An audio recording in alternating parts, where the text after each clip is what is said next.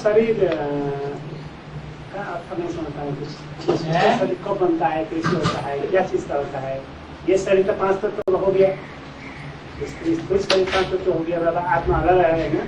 सूक्ष्म शरीर विषय में इंद्रियां कितनी हैं?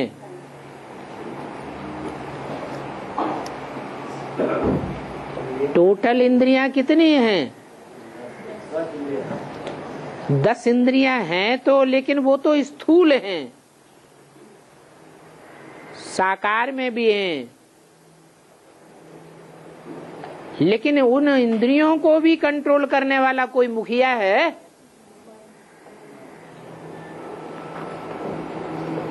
और वो मन सूक्ष्म है कि स्थूल है? हैं? सूक्ष्म है। तो जो सूक्ष्म मन है, उस मन के अंदर सिर्फ संकल्प जो चलते हैं,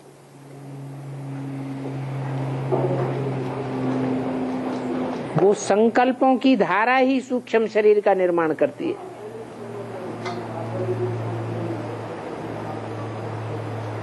जैसे मकान बनाया जाता है तो मकान पहले स्थूल में बनता है या पहले सूक्ष्म में बनता है? अंदर अपना इतना बड़ा मकान बनाएंगे। नक्शा भी बाद में बनता है स्थूल में। पहले मन के अंदर संकल्पों की सृष्टि रची जाती है।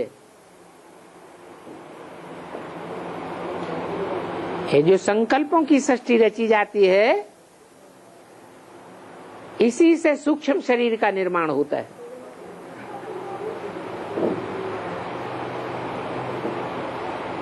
ब्रह्मा द्वारा सूक्ष्म संकल्पों से सृष्टि रची गई, परंतु वो सात्विक सृष्टि रची गई या तामसी सृष्टि रची गई?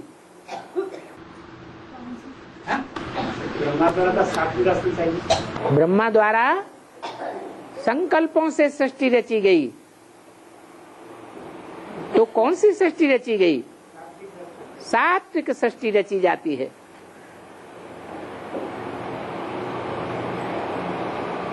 ज्ञान की धारा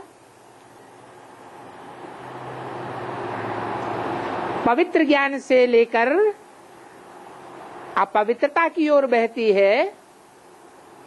पानी ऊपर से नीचे की ओर जाता है या नीचे से ऊपर की ओर जाता है? ऊंची स्टेज से नीची स्टेज की ओर जाता है। ऐसे ये ज्ञान की धारा है। ऊंची स्टेज मानसरोवर से निकलता है और नीचे की ओर जाता है।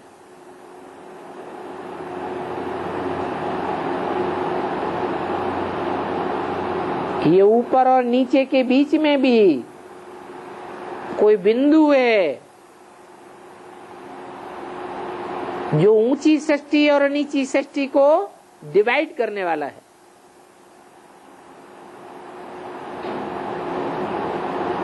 वो है त्रेता का अंत और द्वापर का आदि।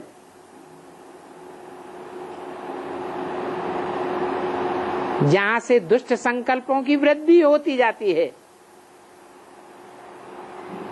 श्रीमत के बरखिलाफ संकल्प बढ़ते जाते हैं और श्रेष्ठ संकल्प, श्रीमत युक्त संकल्प कम होते जाते हैं। वहीं से पाप की सृष्टि का निर्माण होता है। देह अहंकार आ जाता है। उस देह अहंकार से ही सूक्ष्म चोले का निर्माण होता है।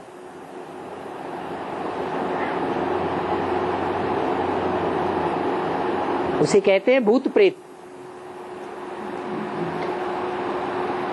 नहीं तो होने चाहिए फरिश्ते, जैसे ब्रह्मा विष्णु शंकर। ब्रह्मा विष्णु शंकर के श्रेष्ठ संकल्प होंगे या भ्रष्ट संकल्प होंगे? श्रेष्ठ संकल्प होते हैं, उन्हें फरिश्ता कहेंगे। पहले फरिश्ता बनते हैं, फिर देवता बनते हैं। परंतु जो फरिश्ता बन नहीं पाते हैं,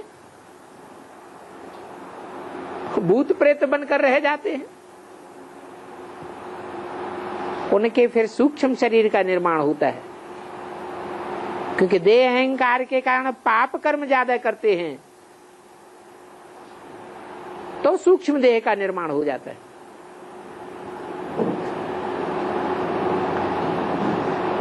जिन्हें भूत प्रेत कहा जाता है। द्वापर युग से ये भूत प्रेतों की दुनिया शुरू होती है। ये द्वैतवादी युग है। देवताएं अद्वैत होते हैं,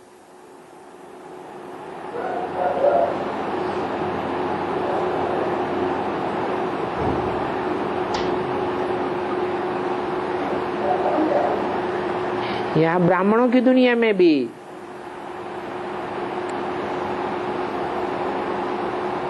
दो प्रकार के ब्राह्मण हैं।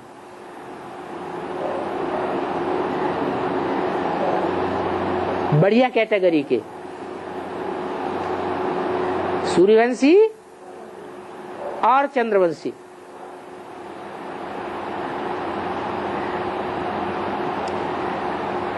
उसके बाद थर्ड क्लास जो कैटेगरी आती है वो है इस्लामी, बौद्धिक, क्रिश्चियन आदि, नीची कुरियों वाले। वो सभी नीची कुरियों वाले कैटेगरी के थर्ड कैटेगरी में जाते हैं, थर्ड क्लास।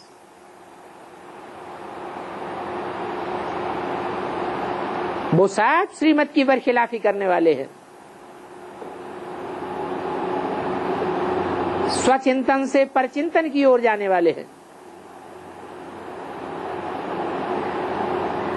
स्वचिंतन में टिकना जैसे होता ही नहीं।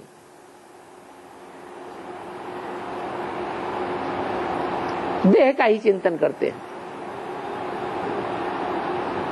तो भूत प्रेत बन जाते हैं।